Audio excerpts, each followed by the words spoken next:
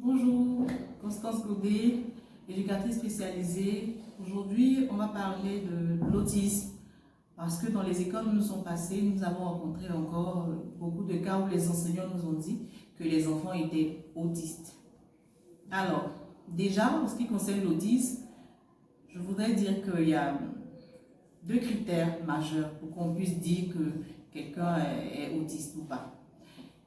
L'autiste, c'est quelqu'un qui a un déficit au niveau des habiletés en communication, verbale ou non verbale. À côté de cela, c'est quelqu'un qui a des comportements restreints ou intérêts restreints et stéréotypés. Comment ça se manifeste? Comment on le voit très souvent au quotidien, à l'école ou à la maison? Donc, on aura affaire à un enfant qui aura un retard de langage, par exemple, ou qui ne parle pas jusqu'à un certain âge, qui ne joue pas avec ses amis, qui ne s'intéresse pas aux autres.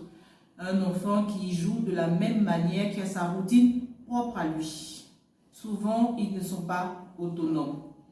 Alors, parfois, on rend des enfants autistes sans le vouloir. On rend, pas, je ne dirais pas autistes, mais on leur donne un comportement ou une allure autistique sans le vouloir. Comment ça? En mettant par exemple l'enfant constamment devant la télévision. Très souvent pour nous les jeunes mamans, quand on a un problème nécessairement où on veut avoir la paix, on donne la tablette à l'enfant ou on le laisse devant la télévision et il ne regarde que son dessin animé ou que son programme préféré. Il n'y a pas d'interaction entre la télévision et lui. Très souvent, il répète ce qu'il entend à la télévision. Et quand on veut attirer son attention, on le déconnecte de la télé ou de sa tablette. Qu'est-ce qui va se passer? L'enfant va se mettre à crier, à être violent parce qu'on vient de lui priver quelque chose qui lui procurait du plaisir. Donc, cet enfant-là, s'il est trop habitué à la télévision, il ne va pas jouer avec ses amis. Il va créer parfois son monde à lui. Bien sûr, inspiré des personnages qu'il aura vus sur la tablette ou à la télévision.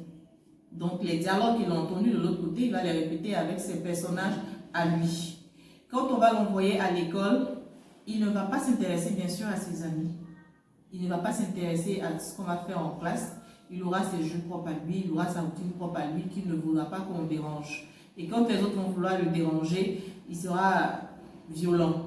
Et pour ceux qui ne parlent pas, la seule manière de communiquer avec les autres, c'est d'arracher par exemple les goûters et d'être parfois violent.